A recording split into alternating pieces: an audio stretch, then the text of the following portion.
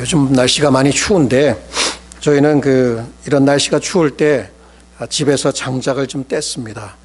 그래가지고 장작을 떼려면 또 여러 가지 도구가 필요하더라고요. 그래서 저희도 체인소도 사고 그랬는데, 여러분 아시는지 모르겠지만 제가 기계치입니다. 그래가지고 원래 이 날씨가 추워지게 되면 한 해 동안 안 쓰던 체인소를 꺼내서 이제 시동을 걸어야 돼요. 근데 그게 1년 전에 시동을 걸었던 거잖아요. 그래가지고 이제 시동을 걸려면 어떻게 했지? 이렇게 했나 저렇게 했나 하면서 이제 이렇게 잡아당겨요. 여기도 해보고. 근데 이제 문제는 그렇게 하면 타닥 하면서 탁 걸리면은 기분이 좋아서 그 다음 일이 되는데 이게 안 걸리는 거예요. 근데 밖에 날씨는 추운데 막 하고 이제 땀이 나기 시작해요. 그러면 이제 그때부터 어떻게 됩니까? 마음에 이 분이 올라와요. 아니 이건 내가 옛날에 했는데 왜 안 되는 거야? 또 그러니까 이제 그래도 또 포기할 수 없어서 계속 해야 돼요.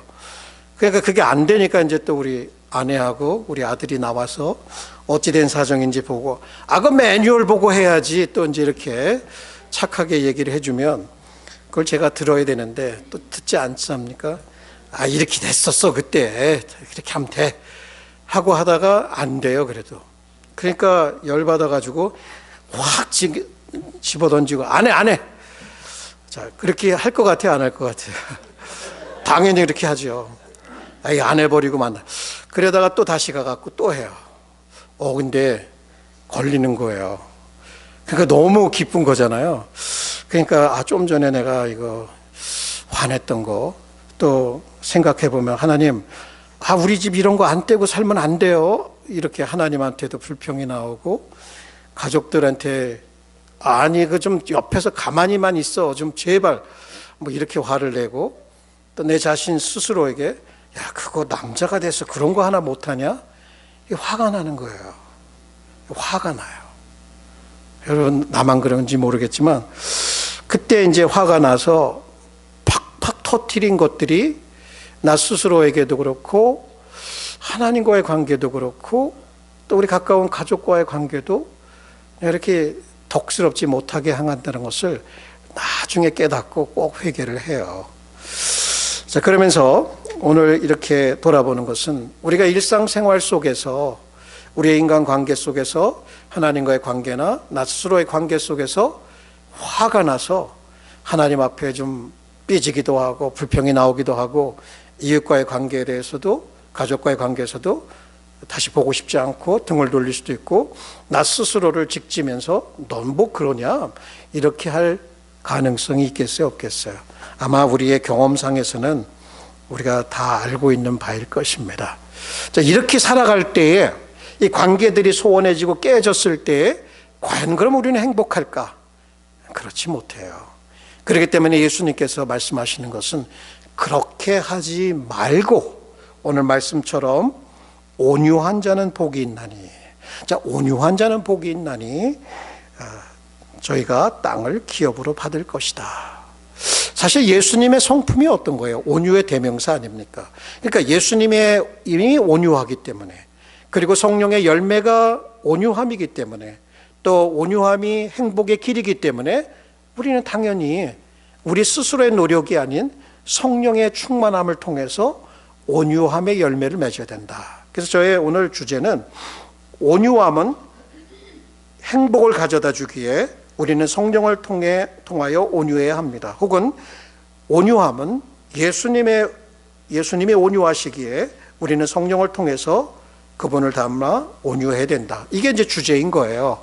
그럼 아까도 앞서서 전제적으로 말씀드렸듯이 이 삶에는 정말 분노하고 화나는 일, 짜증스러운 일들이 있어요. 그때에 불긋불긋 일어나서 막 터뜨려 봐야 스스로만 불행한 거고 관계는 깨지게 되고 멀어지게 된단 말이에요. 그럴 때에 이 관계성 속에서 나타나는 온유함은 어떤 것일까를 살펴보아야 되잖아요. 그래서 저는 세 가지 관계, 크게 하나님과의 관계에서 온유함이 어떨 것일까? 자, 첫 번째 포인트입니다. 온유함은 하나님과의 관계에서 순복함을 뜻합니다. 자, 이 얘기는 뭐냐면 하나님이 뜻하신 바가 있고 하나님이 정하신 바가 있어요. 하나님의 명령이 있어요. 그런데 우리는 우리 나름대로의 생각이 있고 우리 나름대로의 의지가 있어요. 생각을 바탕으로, 경험을 바탕으로 우리가 하려고 하는 의지들이 있단 말이에요. 근데 이것이 마찰이 될 때에 누구 거에 맞을 거예요? 하나님 좀 기다려 봐요. 내가 좀 한번 해보고 안 되는가 보고 하나님이 옳았나 안 옳았나 시험해보고 할게요. 이렇게 하는 게 아니잖아요. 하나님은 항상 옳으시잖아요. 하나님은 우리의 권위자이시잖아요. 하나님은 진리이시기 때문에 그분의 섭리를 믿고 그분의 옳음을 믿고 그분의 권위에 내 스스로를 맞춰서 그 밑으로 들어가는 거예요. 이거 쉽지 않아요, 여러분. 우리는 우리 스스로 그래도 뭔가 경험도 있고 알고 우리 위에 누군가가 있어서 이렇게 하라 저렇게 하라라고 지시받는 거에 대해서 평생을 익숙하지 않아요. 그렇게 사는 게 편할 수는 있지만 언제든지 늘 겉으로는 그렇게 따라갈 수가 있겠지만 우리의 마음 중심으로부터 하나님을 항상 오르시고 하나님은 이 섭리 가운데 나를 돌보고 계시고 그는 항상 우리를 위해서 최선을 준비하신다라고 하는 이 단순한 믿음으로 하나님의 뜻을 따라가는 거, 이게 신앙생활이잖아요. 그렇지만 삶이 어렵고 힘들다 보면 하나님 이러실 수 있는 거예요? 하나님 나한테 이러시면 안 되죠. 이렇게 우리의 마음이 삐칠 수도 있고 화가 날 수도 있어요. 하나님 앞에 화가 나서 교회 출석 그만두고 그냥 방에 이렇게 틀어박혀서 우울하게 일생을 보낼 수도 있어요. 그런 분들도 종종 있어요, 옆에서 보면. 왜냐하면 삶이 어렵고 고단하다 보니까 하나님에 대해서 뿔이 나가지고 그럴 수 있단 말이에요. 그런데 여기서 우리가 필요한 것은 정말 하나님은 항상 오르시고 하나님은 그 백성들을 위해서 항상 최선을 준비하신다라고 하는 이 하나님의 섭리적인 절대적인 선을 우리가 성경을 통해서 배웠고 삶에서 적용하며 그것을 믿을 수 있는가. 이런 부분에서 하나님과의 관계를 바르게 맞춰가려면 그분의 뜻, 그분의 섭리에 우리 자신을 맞춰가는 거예요. 어서 핑크 목사님은 그래서 이 meekness, 이 온유함이라고 하는 것을 하나님을 향한 우리의 자기 의지의 반대가 되는 것. 그러니까 내 의지하고는 반대가 되는 게 뭐냐면 하나님의 의지이고 뜻인 거예요. 거기에 내가 내 자신을 순응해 가는 것이라는 거예요. 대표적으로 하나님의 말씀이 있을 때, 명령이 있을 때 그 명령을 이렇게 저렇게 핑계를 대서 안 할 수도 있을 거예요. 그렇지만 하나님과 관계가 중요하고 그분은 항상 오르시기 때문에 그것에 맞춰서 살려고 하는 것. 119편에도 보면은 거기에 하나님의 명령에 대해서, 규례에 대해서 혹은 뭐 약속에 대한 이런 여러 가지 단어를 통해서 하나님의 뜻을 이렇게 얘기를 해요. 그때 시편 기자가 하는 말은 이분이 얼마나 하나님을 사모했는지, 하나님의 뜻을 사모했는지, 하나님의 규례를 항상 사모함으로 내 마음이 상하나이다. 그러니까 하나님의 뜻, 그분을 사모하는 마음이 항상 그 마음에 있었다는 것을 여기서 보여줍니다. 그러면 성경에 이제 우리가 읽어보면서 완전한 인물은 없지만 그래도 온유함의 대명사라고 할 수 있는 인물들이 있어요. 아브라함도 그 중에 하나이지만 아까 이제 일부에서도 얘기했지만 그보다도 더 앞서서 모세라고 하는 분이에요. 모세는 정말 이렇게 불같은 성격도 있었어요. 불의에 대해서. 예를 들면 우상 숭배에 빠졌던 금송아지 사건 기억나시죠? 출애굽기에 백성들이 정말 자기의 금송아지를 만들고 모세는 어떻게 됐는지 모르겠다라고 하면서 금송아지 앞에 춤을 추고 막 마시고 그것을 예배라고 하면서 예배를 변질시키기 시작했어요. 하나님과 깊은 교제를 나누고 십계명의 돌판을 가지고 내려오던 모세가 그 모습을 보고 어떻게 합니까? 백성들 눈치 보면서 야 그래도 어쩔 수 없지, 시대가 변했지, 그래 이해해, 이런 게 아니에요. 돌판을 그냥 거기서 깨트려 버려요. 그리고 금송아지로 만들었던 그것을 다 갈아갖고 녹여가지고 그것을 마시게 해요. 그러니까 이 불의하고는 타협하지 않는 그러한 굉장한 그 열정과 그 공의에 대한 그 마음을 우리가 알고 있어요. 그렇지만 그는 굉장히 온유한 면도 있었어요. 그렇게 자기를 대적하는 백성들을 때로는 하나님 앞에 불평스러운 몸도 있었지만 그래도 끝까지 참아주면서 그들과 함께 그 광야의 길을 걸었던 모습을 보게 돼요. 그리고 자기하고 가까웠던 형과 누나가 그를 대적해요. 빌미는 그 구스 여인을 아내로 취했다는 것이긴 하지만, 야, 뭐 모세 너하고만 하나님이 얘기하냐? 우리하고는 얘기 안 했냐? 하면서 그의 권위에 도전했을 때 모세가 오히려 같이 화를 내면서, 그때 오히려 하나님께서 나서서 모세를 대변해 주십니다. 자, 보세요. 이 사람 모세는 온유함이 지면의 모든 사람보다 승하다, 이렇게 얘기를 해 주시는 거예요.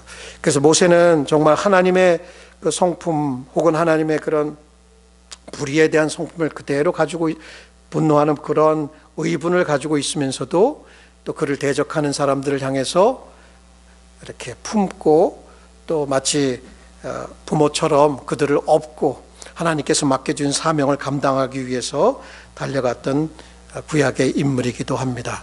근데 모세보다 더 크신 하나님의 아들로서 순종하신 분이 있잖아요. 십자가 앞에서 도망가기보다는 오히려 그 땀이 핏방울로 떨어지듯이 하나님 앞에 아버지여 할만하시거든 이 잔을 내게 쏟으시옵소서. 그렇지만 내 뜻대로 마옵시고 아버지의 뜻대로 되기를 원하나이다. 최종적으로 인류를 저와 여러분을 구속하시기 위해서 하나님의 그 뜻에 자기 자신을 철저하게 맞추려고 했던 부분. 그러니까 하나님과의 관계에서 우리가 잘 맺어가기를 원한다면 완전하지는 못할지라도 하나님의 뜻을 늘 높이고 그분의 뜻에 우리 자신을 맞추려고 하는 이 온유함이 우리에게 필요하다는 거예요. 이런 온유함으로 살아갈 때에 그것이 순종으로 나타나든 순복함으로 나타나든 그것이 하나님께서 약속해 주신 많은 복들을 우리 삶에서 실제적으로 누릴 수 있는 길입니다. 모세가 하는 권면의 말씀이에요. 보십시오. 내가 오늘날 너를 명하여 내 하나님 여호와를 사랑하고 그 모든 길로 행하며 그 명령과 규례와 법도를 지키라 하는 것이라. 그리하면, 이렇게 하면, 하나님의 뜻에 맞춰 살면, 그리하면 내가 생존하며 번성할 것이요 또 내 하나님 여호와께서 내게 가서 얻을 땅에서 내게 복을 주실 것임이니라. 하나님의 뜻에 자기 자신을 맞추는 것은 죽고 사는 문제인 거예요. 우리의 생존과 직결되는 문제인 것이에요. 그렇게 하나님의 뜻을 존중하고 높였을 때에 우리가 걱정하던 것, 우리가 염려하던 것, 이렇게 하면 안 된다고 생각했던 것, 그런 모든 것들을 하나님께서 채워주신다라고 하는 이런 약속들을 우리가 여기서 읽어봅니다. 여러분은 어떠십니까? 하나님 앞에 섰을 때에 그분과의 관계에서 하나님의 뜻이 먼저입니까? 하나님의 섭리를 의지하면서 어떤 환경에 처해도 하나님의 뜻에 자신을 순복하십니까? 아니면 에이 아무 소용없어, 하나님은 내가 뭘 이렇게 한다고 저렇게 한다고 복도 내리지도 않고 화도 내리지 않나. 이스라엘 백성들이 이 말을 했거든요. 복도 안 내리고 화도 안 내려. 죽어 있다는 얘기잖아요. 하나님 아무런 영향력을 행사하지 않아. 이렇게 무시하면서 여러분의 뜻을 추구하십니까? 기억합시다. 관계에서 중요한 거, 하나님과의 관계에서는 순복함이 온유합니다.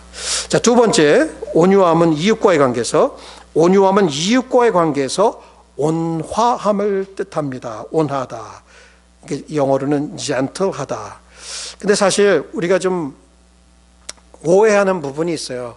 좀 온유한 사람들을 보면 약해 빠지고 유유부단하고 아무런 힘이 없는, 영향력이 없는, 자기 주장이 없는 이런 사람들로 좀 세상 사람들이 보는 것 같아요. 내가 아무 말도 안 하고 가만히 이렇게 있고 사람들에게 잘 맞춰주고 이렇게 그냥 억지로 하는 건 아니지만 늘 이렇게 성령의 열매로서 온화함의 성품을 보이는 거, 이거 굉장히 중요한 겁니다. 특별히 여기에 나온 헬라어 동사를 보게 되면 이게 어떤 거냐면 힘이 있어요. 마치 야생마 같아요. 야생마처럼 힘이 있고 그렇지만 야생마가 잘 길들여지면 어떻습니까? 훌륭한 말이 되잖아요. 자기 안에 불이 있어요. 근데 그것을 잘 통제를 하면 어떻게 되는 거예요? 그것이 이웃과의 관계에서 온화함으로 나타나는 거예요.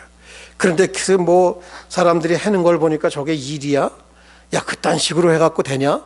뭐 직장 상사들이 막 집어 던지면서, 그러면 여러분 기독교인으로 그 사람은 불신자이고 여러분은 뒤에 갖고 뭐 이 온갖 욕을 하면서 저런 게 무슨 저거 뭐 이렇게 하실 거예요? 아니면 그럼에도 불구하고 아니면 여러분이 상사였는데 여러분의 부하 직원이 정말 뭐 실수하고 일도 뭐 형편이 없고 느리다라고 했을 때 그런 것들을 어떻게 해결해 나갈까? 지혜가 필요하잖아요. 그런데 화부터 내게 되면 거기에는 일의 능률도 떨어질 것이고 그들은 매일 눈치만 볼 것이고 앞에서는 히히거리는 거 잘하는 것 같지만 여러분 등 돌리고 나자마자 욕해댈 거 다 아시잖아요. 우린 드라마를 통해서도 많이 봤고 우리 현실 세계에서도 그렇잖아요. 부모와 자식 간의 관계도 그렇고 교회 지도자와 우리 교우들과의 관계도 이게 힘의 논리가 작용해가지고 힘으로다가 내 권세가 있고 내 권위가 있고 내 자리가 있으니까 찍어 누르고 내가 하라는 대로 해라고 하면서 못하면 화내고 터지면 어떨까 끌까요? 그리고 좀 우리의 스승이나 우리보다 좀 권위 있는 자들이 우리를 책망하고 혹은 그렇지 못한 우리 친구들이 우리가 잘못한 것에 대해 책망하고 또 책망까지 하는 걸 받아들이는 것도 쉽지 않지만 더 나아가서 내가 하지도 않은 말을 가지고 이상한 소문을 퍼뜨리고 우리를 중상모략을 할 때 그것을 알아버렸어. 그러면 당장 가가지고 따지면서 내가 언제 그랬어? 말해봐. 이게 맞는 말이야? 라고 나 자신을 항변하며 변호하고 싶은 게 우리의 마음에 있어요, 없어요? 누구나 다 있지요. 그러니까 인간관계가 내가 잘한다고 되는 것도 아니고 아무리 노력해도 저쪽에서 잘못하면 안 되는 거 알아요. 그럼에도 불구하고 우리가 퍼펙트할 수는 없지만 그래도 여기 예수님의 온화함을 본받아서 그를 침뱉는 자들을 향해서 그를 고소하는 자들을 향해서 그를 십자가에 못 박는 자들을 향해서 그래서 저들이 알지 못하고 행하는 것 같아 그들을 용서하라고 기도했던 예수님의 그러한 성품, 온유한 성품이 만약 우리가 배울 수 있다면 참 너무나 힘들기는 해요, 진짜. 그렇지만 그것을 위해서 기도하고 무릎을 꿇고 그러면서 이제 한 가지 여기서 생각해 봐야 될 게 이거예요. 그럼 하나님 앞에 선 나는 어떤 존재인가를 알면 좀 일도 제대로 못하고 우리를 책망하고 비방하고 혹은 더 나아가서 우리에게 상처를 주는 사람들 앞에서도 분노하고 그것을 터뜨리기보다는 참을 수 있고 온유한 마음, 온화한 마음을 가질 수 있지 않을까. 자, 하나님 앞에 선 우리들의 모습 어떤 것일까? 이 부분에 대해서 존 브라운이라고 하는 분은 이 온유함을 이렇게 좀 표현을 해요. 한번 들어보세요. 온유함은 참된 크리스천의 인격의 본질적인 부분을 형성합니다. 그 온유함의 기초 저변을 차지하는 것은 다음 두 가지입니다. 두 가지. 첫째는 하나님의 무한한 위대하심이에요. 이게 말이 이렇지 한번 생각해 보면 감히 이건 이해가 안 가는 거예요. 하나님의 무한한 위대하심, 뛰어나심, 주권, 지혜, 거룩함, 의로우심, 자신을 낮추심과 선하심에 대한 여기 이것과 자신을 낮추심과 선하심에 대한 깨달음을 통하여 확신하는 것이니까 하나님이 자신을 낮춰주시고 선하게 대해주시는 것을 깨달음을 통해서 확신하는 것이에요. 그러니까 하나님이 어떠한 분이신지를 깨닫는 것, 이게 중요하다는 얘기예요. 그리고 둘째는 뭐냐면 피조물로서 우리 자신의 비천함과 죄인으로서의 우리의 결점을 깨달음을 통하여 확신하는 것이다. 하나님은 이런 분이야. 초월자시야. 너무너무 크셔. 그리고 그 앞에서 나는 이건 먼지보다도 못한, 그리고 거기에 도덕적으로 결여되어 있는 날 때부터 죄인인 내 마음을 들어서 누구한테 들키지 않아서 그렇지 내 마음에 이 숨어있는 이 죄악의 온상들을 사람들이 본다면 나와 친구할 사람이 아무도 없을 것 같은 그러한 절박함으로 자기의 죄를 회개하고 애통해야 할 때에 남들의 죄 보이죠. 우리 죄는 별거 아닌 것 같고 남의 죄와 결점은 너무나 커 보이는 게 우리의 모습이잖아요. 현재 모습. 그런데 여기 하나님의 크심과 내 자신을 비춰보니까 내 자신이 이렇게 연약하고 부족한 존재인 것. 그래서 내 자신 스스로가 남들 앞에 변호할 수 없는 상태에 있다라고 하는 것을 깊이 깨달은 상태에서 성령께서 이런 걸 깨달음을 주시면 맺혀지는 게 뭐라고요? 온화할 수 있다는 거예요. 온유할 수 있다는 거예요. 여러분, 마틴 로이즈 목사님이 이 책을 쓰시면서 산상수훈의 설교에서 이런 말을 해요. 우리는 하나님 앞에 나아가서 회개해요. 하나님, 나는 벌레보다 못한 죄인입니다. 이렇게 회개하는 거 큰 문제 없어요, 여러분. 우리는 그렇게 해왔어요. 그런데 그 기도가 끝나고 나오는데, 그래, 너는 벌레보다 못한 죄인이야. 내가 잘 알아. 누군가 그렇게 얘기하면 어떻겠습니까? 한 방 날려버리죠. 그렇게 하지 마세요. 그게 우리의 모습인 거예요. 이상하지 않아요? 하나님 앞에서 나는 죄인이라고 회개했는데, 그리고 눈물 콧물 다 쏟으며 기도했는데, 누군가 나와서 나보러 친구가, 아니 남편이 혹은 아내가 혹은 누군가 가까운 지인이, 그래, 내가 보니까 너 개떡같이 살더라. 그렇게 해갖고 그게 뭐 목사가 왜 이래? 장로가 왜 이래? 집사들이 왜 이래? 이렇게 하면 평생 마음 안 풀고 살 사람들 많아요. 왜 그럴까요? 우리는 이렇게 내로남불이고 이중적인 잣대를 가지고 살아가는 거예요.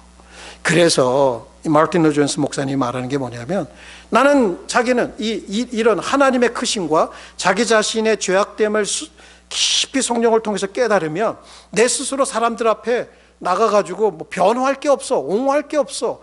나는 이렇게 죄인이기 때문에 남들이 말하는 게 오히려 적은 거야. 나에 대해서 비방하는 게 사실이 아닌 부분도 있지만 나는 그거보다 더 안 좋은, 온전히 전적으로 부패한 죄인이다라는 것을 붙들겨 안고 하나님 앞에 회개하며 그리스도를 닮으려고 노력하는 사람들, 이럴 때 맺혀지는 게 뭐라고요? 성령을 통해서 맺어지는 온유함이라고 하는 거예요. 저는 이 부분을 처음 설교하는 게 아닙니다. 전에도 설교를 했었고, 이 부분을 가지고 지금도 굉장히 이렇게 고민을 하면서 막 이렇게 열이 올라가고 이러면 안 되지, 이러면 안 되지 하다가도 그게 결국 화살이 글로 가다가 다시 나에게 돌아오는 거예요. 그렇지, 나도 연약한 자이지, 나도 똑같은 죄를 범하고 있지. 이렇게 많은 경우에 그래서 수그러뜨리고 그 화살을 나에게로 돌리는 그런 그 기도와 성찰을 종종 하려고 노력을 하고 있습니다.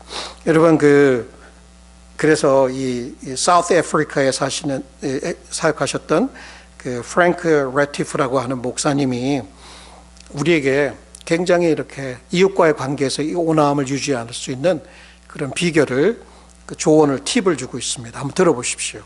깨진 관계를 회복할 기회를 만들어 보세요. 어떤 사과이든 필요한 대로 하세요. 두 손 들고 빌 정도의 굴욕을 감수하세요.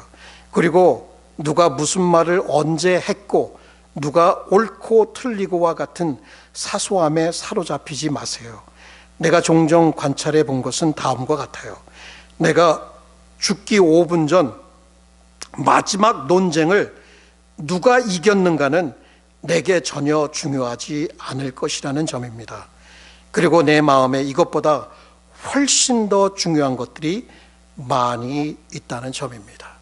이 얘기는 뭐냐면, 죽기 5분 전에 네가 옳았니, 내가 옳았니, 내가 내 자신을 항변하면서 나는 그런 사람이 아니야, 나를 인정해, 넌 잘못됐어, 이런 거 아무런 중요하지 않다는 거예요. 삶에는 그거보다 훨씬 더 중요한 것들이 많다는 것을 이분이 얘기를 해주는 거예요. 여러분, 그 링컨 대통령과 그의 정치적인 숙적이었던 에드윈 스탠튼이라는 분이 있어요. 근데 이분이, 에드윈 스탠튼이 이 링컨 대통령을 조롱할 때 이런 조롱을 했대요. 야, 동물원에 가서 그 고릴라를 볼 필요가 없어. 저 일리노이에 뭐 스프링필드에 가면 거기에 고릴라가 있어. 그 집에 가면 돼. 이렇게 할 정도로 그 아브라함 링컨이 좀 생긴 게 고릴라 같이 생겼나 봐요. 그렇게 조롱을 했대요. 그런데 이분이 나중에 이제 이 에드윈 스탠튼을 부른 거예요. 그래가지고 국방장관을 시킨 거예요.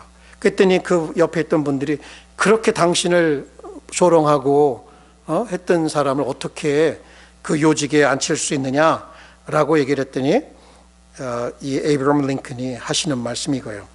Because he's the best man for the job. 이렇게 얘기했대요. 이거는 정말 이런 정치가 어떤 그분의 인격에서 나온 거라고 생각이 들어요.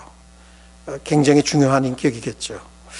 그랬을 때 그분은 그 둘이 이제 그때부터 마지막 그 Civil War 그 3년간을 같이 이제 또 일을 하면서 굉장히 둘도 없는 절친이 되었어요. 그리고 이제 총격에 의해서 아브라함이 링컨이 사망했을 때 그 관 앞에서 눈물을 흘리면서 에드윈 스탠턴이 남긴 말이 있어요. 그 얼굴을 보면 아브라함 링컨 얼굴을 보면서 세계 역사상 가장 위대한 통치자가 여기 있습니다. 자, 이런 우정의 관계를 보면서 온유함이란 원수까지도 친구로 만들 수 있는 그러한 능력이 있구나라는 거예요. 여러분, 이게 남의 이야기이지만 우리에게도 이러한 일이 있었으면 좋겠다라고 하는 일반적인 소망이 우리에게 있습니다. 그럴 때 우리 스스로에게 한번 던져보는 거예요. 이러한 온화함이 내가 이웃과의 관계에 있는가? 아니면 눈 딱 뜨고 뭔 얘기 하나 쳐다보고 야, 그걸 말이라고 하냐? 이런 식으로 가게 되면 이건 안 되는 거죠. 그죠? 남들의 그 연약함에 대해서, 실수에 대해서, 또 비방에 대해서, 그래도 아까 이게 마르틴 루터 존스 목사님대로 당신들이 아무리 이렇게 얘기해도 나는 정말 하나님 앞에 내가 얼마나 철저히 깨진 죄인인가를 알고 있어. 난 그거보다도 더 못한 면들을 가지고 살아가는 정말 연약한 죄인이야 라고 하는 깊은 깨달음에서 아무리 얘기해도 신경 쓰지 않는 거. 그럴 때 온화함이라고 하는 또 사실 성령의 열매죠. 그렇게 맺을 수 있다는 거예요.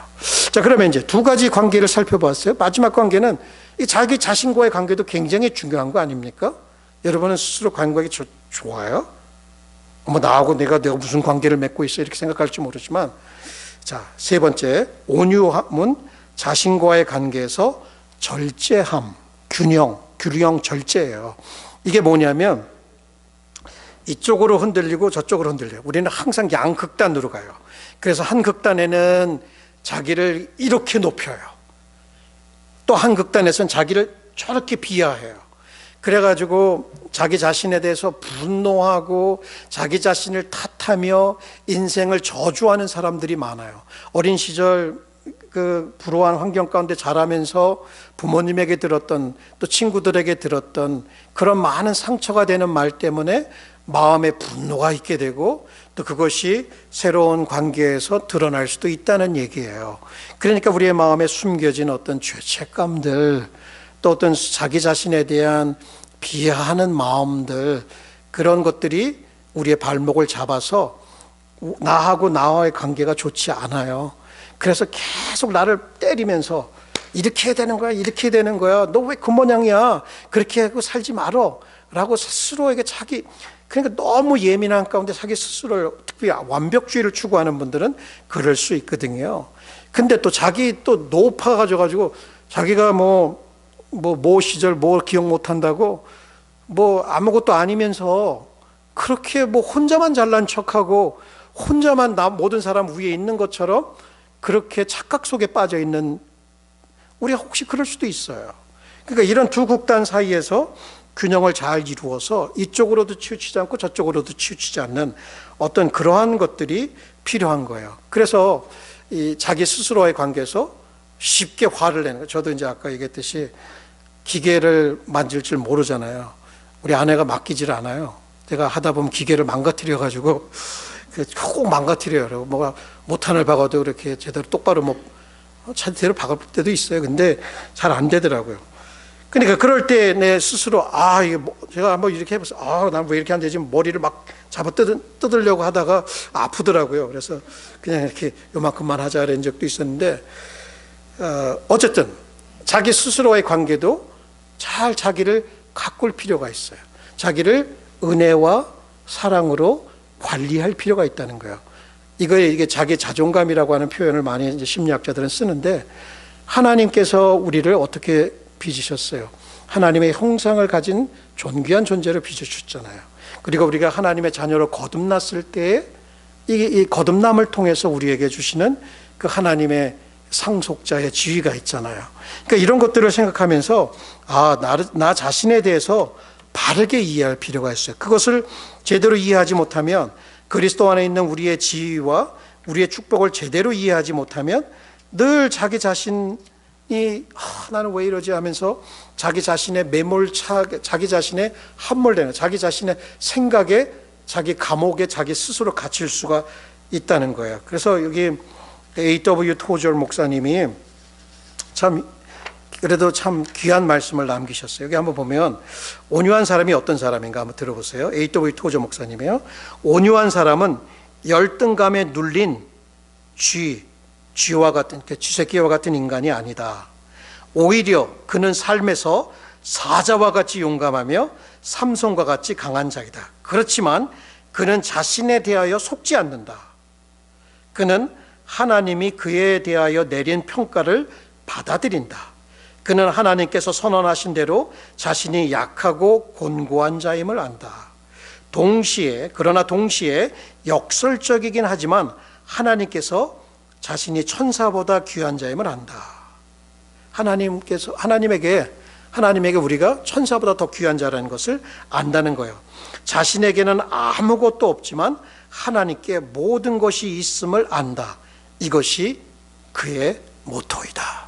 어떻습니까, 여러분?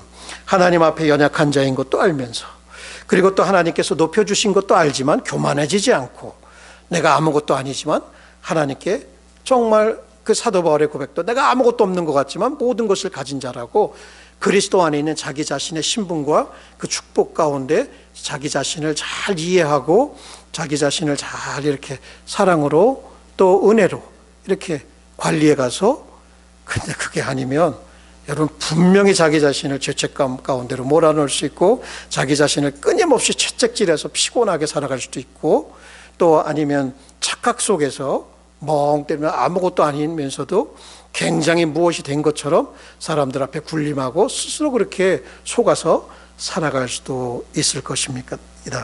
그래서 여러분, 우리가 생각해 볼 것은 또 돌아오는 게 뭐예요? 우리 예수님께로 다시금 돌아와서 그분이 어떤 분이셨는지를 늘 묵상하면서 우리가 우리 자신에 대해서 바르게 이해하고, 그죠? 그리고 거기에 맞게끔 균형을 맞추어서, 균형 혹은 절제, 힘이 있지만 그것을 뻥뻥 터뜨려 버리지 않고 적절하게 하나님과의 관계도, 이웃과의 관계도, 나와의 관계도 지혜롭게 행할 수 있는 것이 필요하다라고 하는 것을 배우게 됩니다. 자, 그럼 이렇게 갔을 때 어떤 복이 있겠는가? 온유함은 하나님의 상속자가 되는 복을 가져다 준다는 거예요. 다윗이 시편 37편을 통해서 기록한 말씀을 한번 여러분에게 읽도록 하겠습니다. 대저 행악하는 자는 끊어질 것이나 여호와를 기대하는 자, 여호와를 소망하는 자는 땅을 차지하리로다. 잠시 후에 악인이 없어지리니 내가 그것을 자세히 살필지라도 없으리로다. 오직 온유한 자는 땅을 차지하여 풍부한 화평으로 즐기리로다. 근데 놀라운 게요, 여러분, 땅 한 평 한국 명동에서 장만할 수 있겠어요? 야가야 되고 긁어 모아야 되고 어떻게든지 해서 힘 있는 자들만, 가진 자들만 뭐 강남이든 이런 데 차지하잖아요. 그러니까 예수님 당시에도 4개의 분파가 있어요. 유대교에 4 분파가 있었어요. 바리새파가 있었고, 사두개파가 있었고, 또 그 다음에 열심당원이라고 하는 젤러트라고 하는 파가 있었고, 마지막으로 에세네 학파, 수도원 학파예요. 수도원 생활하는, 집단 생활하는 사람들이었단 말이에요.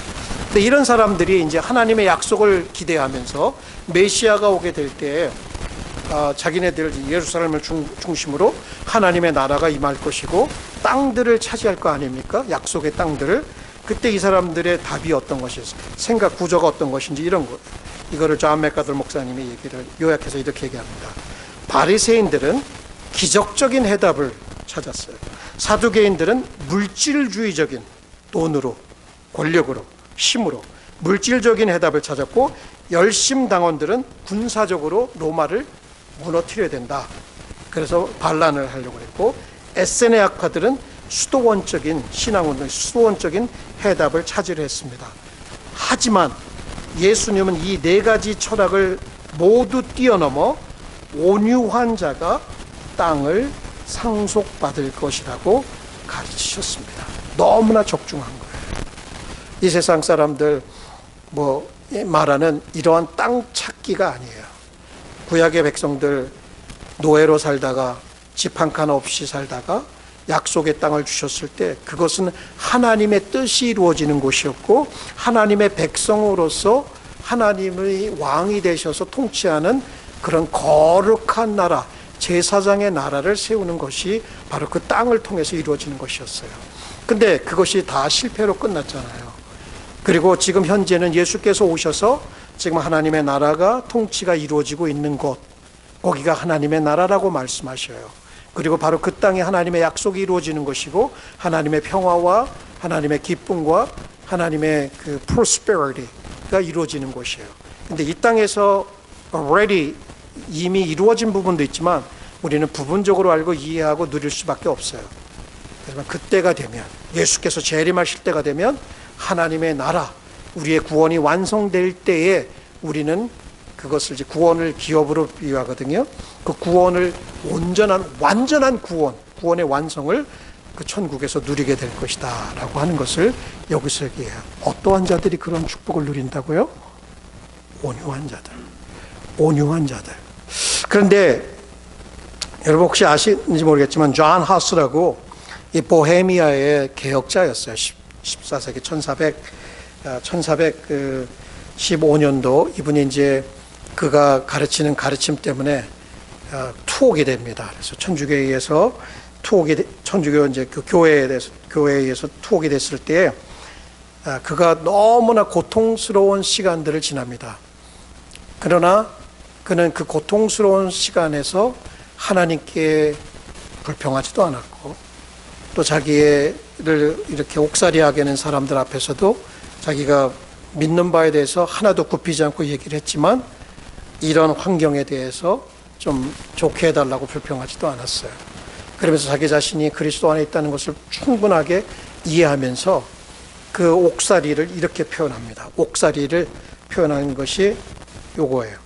하나님은 우리를 친히 굽어 살펴보시며 우리에게 자기에게 좁은 감옥, 딱딱한 침대, 진부한 음식, 맛없는 음식이라는 얘기죠. 혹독한 판때기가 있는데 너무 이렇게 구부러지고 막 안 좋은 거예요. 치통, 구토, 발열과 같은 놀라운 선물을 주셨습니다. 이해가 안 가요. 아니 구토하고 발열을 하고 치통이 있는데 고통스럽잖아요. 근데 어떻게 하나님께서 그것을 선물로 주셨다라고 그 상황을 그렇게 신앙적으로 묘사할 수 있을까? 이게 과연 하나님의 말씀하시는 그 온유함일까? 저는 이렇게 생각해 보았어요. 그러니까 하나님의 절대적인 섭리를 믿는 사람, 그리고 이 상황에서 하나님의 뜻이 있어서 나를 이렇게 놀아놨다는 것, 결국 그는 순교하잖아요. 글쎄요, 저희들 가운데 저 자신을 포함해서 우리가 얼마나 연약한지를 알기 때문에 우리는 어쩌면 이런 신앙을 본받을 그것까지 성장하지 못할 수도 있어요. 그러나 괜찮아요. 그것이 제가 이 메시지의 목적은 아닙니다. 메시지의 핵심은 이렇게 하나님 앞에서 이웃과의 관계에서, 자기 자신과의 관계에서 온유함을 가지고 살아가는 자들이 진정으로 하나님께서 주신 땅을 기업으로 받는다. 그 온전한 구원, 그 구원으로 인해서 빚어지는 놀라운 그 축복들을 삶 속에서 지금도 누릴 수 있고, 부분적이긴 하지만 천국에 가서 온전히 누리게 될 것이다라고 하는 거예요. 그러니까 이 땅을 살아가면서 우리가 부분적으로 누리잖아요. 그러니까 예수님은 온전함의, 온유함의 대명사이셨고, 우리에게 지금도 초청하고 계시잖아요. 수고하고 무거운 짐진 자들아 다 내게로 오라고 하셨고, 나는 마음이 온유하고 겸손하니 나의 멍에를 메고 내게 배우라. 그러면 너의 마음이 어떻게 해요? 쉼을 얻는다고 약속하셨던 거예요. 여러분, 오늘 설교를 맺으면서 이 관계가 굉장히 중요하다는 거 알죠? 그죠? 그러나 분노할 만한 일은 우리 주변에, 우리 마음에 늘 용암처럼 들글들글 끓고 있지요. 그럴 때 하나님의 뜻에 우리 자신을 맞추는 거 지혜예요. 하나님 오르시고, 하나님 우리 권위자시고, 하나님 섭리가 있고, 그 다음에 이웃과의 관계에서도 터뜨릴 수 있어요. 충분히. 그렇지만 그래도 성령의 은혜를 구하고 무릎 꿇으면서 온화한 자세로 해서 그 순간을 잘 승리로 이끌 수 있는 거. 자기 자신과의 관계도 자신만 아는 거잖아요. 그렇지만 자기 자신을, 그리스도 안에 있는 자기 자신을 보면서 용납할 것은 용납하고 또 인정할 것은 인정하고, 그리고 스스로에게 속지 않으면서 잘 균형을 이루고 절제할 수 있는 거. 할 수 있겠어요, 여러분? 해보셨어요? 하니까 잘 안 되더라고요. 그래서 우리는 다시금 예수 그리스도의 십자가 밑으로 우리 스스로를 끌고 와야 돼요. 그리고 그 십자가 밑에 깊이 거기에 앉아서 그리스도를 믿음으로 바라보면서 그리스도의 십자가의 사랑과 그 부활의 능력 앞에 우리 자신을 다시금 그 영혼의 그 충분한 은혜를 이렇게 영혼을 적실 필요가 있어요. 그리고 성령의 도우심을 구할 필요가 있어요. 그럴 때에 그 열매로서 우리는 온화함을 배워갈 수 있는 거예요. 예수님 정말 욕 엄청 먹었지만 똑같이 욕하지 않으셨어요. 남들에게 고난도 엄청 받았지만 사람들 앞에 자기의 그 신적인 권위로 위협도 하지 않으셨어요. 그리고 어떻게 했다고요?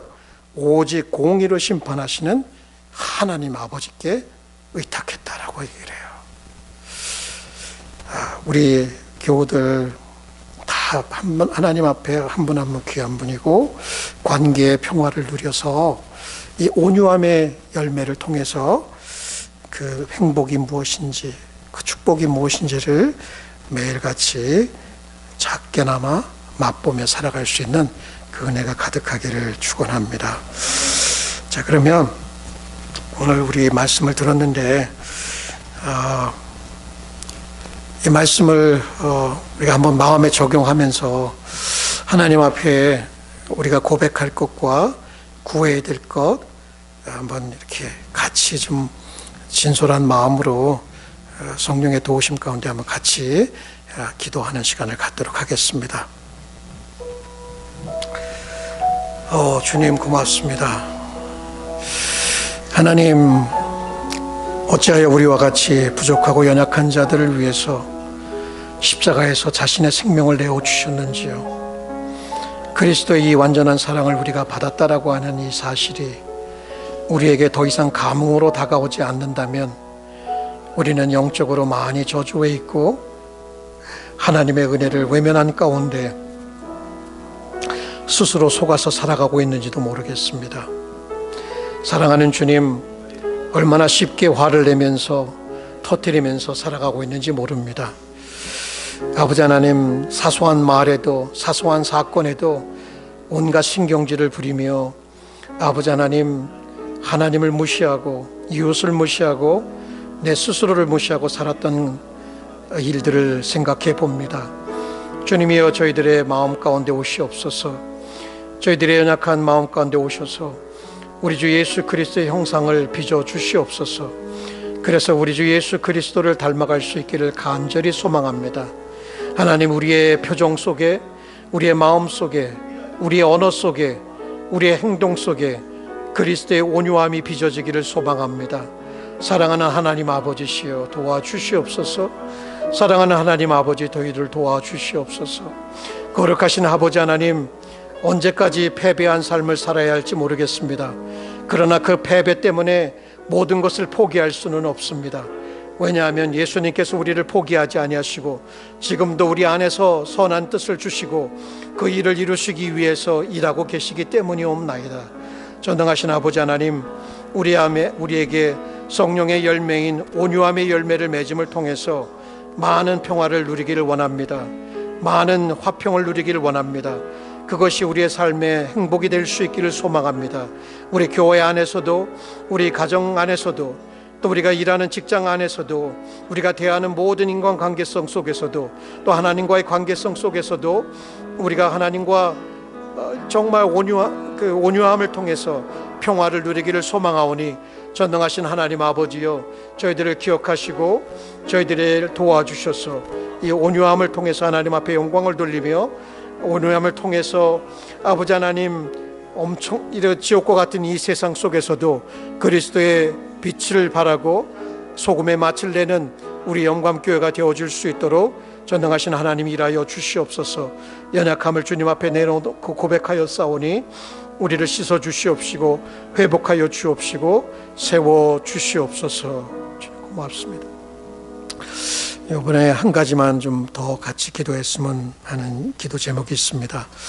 사실 저희들은 이렇게 이 동부에서 이렇게 평안하게 잘 생활하고 있지만, 저쪽 LA에 그 눈물을 흘리는 그 집이 타서 삶의 기반이 모두 무너졌다고 생각하면서 울부짖고 있는 우리 동시대 사람들을 보게 됩니다.